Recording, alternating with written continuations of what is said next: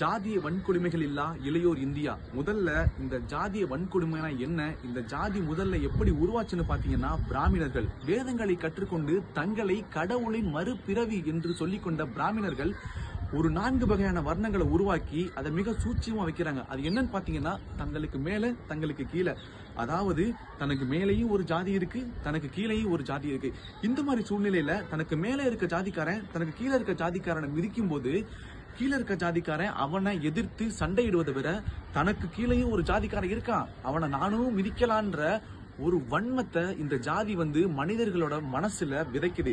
இதனாலதான் நம்ம சமுதாயத்துல ஜாதி இவ்வளவு வேறு ஒன்று இருக்கு, அதை நம்மளால அழிக்க முடியல.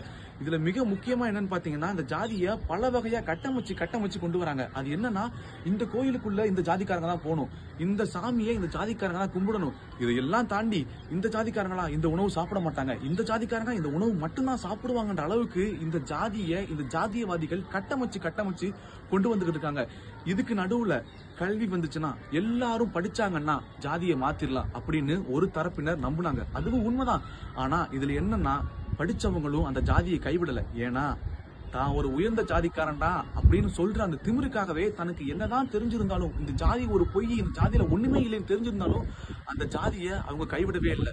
இப்ப பாத்துக்கிட்டீங்கன்னா, இந்த 2024ஆம் ஆண்டு இந்த 4ஆம் ஆண்டுல இந்த ஜாதியவாதிகள் இந்த சாதியை கடத்துறதுக்கு முக்கிய பங்கீடா, முக்கிய மூலதனமா யார பாக்குறாங்கன்னு பாத்துக்கிட்டீங்கன்னா, இளையோர்கள். அது ஆணா இருந்தாலும் சரி, பெண்ணா இருந்தாலும் சரி. ஏன்னா பெரியவங்க கிட்ட என்னதான் ஜாதி பற்று அதிகமா இருந்தாலும் அதை எப்படி வெளிப்படுத்தணும்னு அவங்களுக்கு தெரியல. ஆனா இந்த இளையோர்கள்கிட்ட அதுக்கான சக்தியும் உத்வேகமும் அதிகமா இருக்கு. இந்த இளையோரை இந்த ஜாதியவாதிகள் இந்த மாதிரி நிலைமையில சரியா மூளை செலவு செஞ்சு அவங்கள மடைமாற்றம் செய்யறாங்க.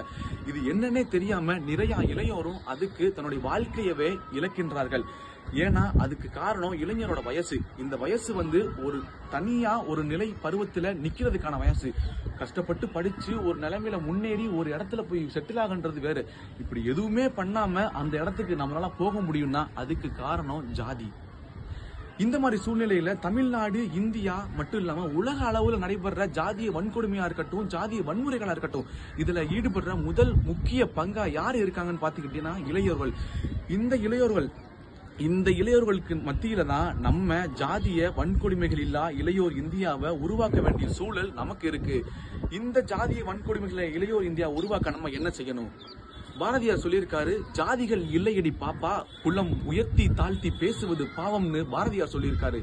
அம்பேத்கர் என்ன சொல்லியிருக்காரு, ஜாதி என்பது ஒரு மனநோய். இந்த மனநோயை நீங்க மனிதர்களோட மனசுல இருந்து அழிக்கலைன்னா அந்த ஜாதியை நம்மளால அழிக்கவே முடியாதுன்னு சொல்லியிருக்காரு. இது மாதிரி நம்ம தந்தை பெரியார், அண்ணா, அம்பேத்கர் போன்ற தலைவர்கள் சொன்னதை நம்ம இளையோர் மத்தியில கொண்டு போய் சேர்க்கும் போது இந்த ஜாதிய வன்கொடுமைகள் இல்லா இளையோர் இந்தியாவை நம்மளால உருவாக்க முடியும்னு நான் நம்புறேன். இது எல்லாத்துக்கும் மேல நம்ம எல்லாம் கிறிஸ்தவர்கள். கிறிஸ்தவ விழுமியங்கள் ஜாதிக்கு எதிரானது. ஜாதிக்கு எதிரானவன் கிறிஸ்தவனாகவும், கிறிஸ்துவுக்கு எதிரானவன் ஜாதியவாதியாகவும் இருக்கிறான்னு நான் நினைக்கிறேன். இந்த மாதிரியான கருத்துக்களை நம்ம இளைஞரோட மனசுல கொண்டு போய் சேர்க்கணும். நம்ம எல்லாம் கோயில்ல கையை விரிச்சு பரலோகத்தில் இருக்கிற எங்கள் தந்தையேன்னு சொல்லும் போது திருமுழுக்கு பெற்ற ஒவ்வொருவருமே நம்மளுடைய சகோதர சகோதரிகள் என்ற எண்ணம் ஒவ்வொருடைய இளையோர் மனசுலயும் வரணும். அப்படி வந்தால் ஒழிய நம்மளால ஜாதிய வன்கொடுமைகள் இல்லா இளையோர் இந்தியாவை கண்டிப்பா உருவாக்க முடியும். நான் இவ்வளவு பேசுறேனே, நான் உங்ககிட்ட சொன்னா ஜாதி இல்லைன்னு. இந்த தமிழ்நாடு, இந்தியா இல்ல, இந்த உலகத்திலே ஜாதி இருக்கு. 2 ஜாதி, ஒன்னு ஆண் ஜாதி, இன்னொன்னு பெண் ஜாதி. இதுக்கு மத்தியில நான் பெரியவன் நீ சின்னவன் சொல்லிட்டு இருக்காம ஜாலியா வாழ்க்கையை வாழ்ந்துட்டு போய்கிட்டே இருக்கணும். இப்படிக்கு தோழமையுடன் ஆல்ரின் ஜோரேமன், சிவகங்கை மறை மாவட்டம்.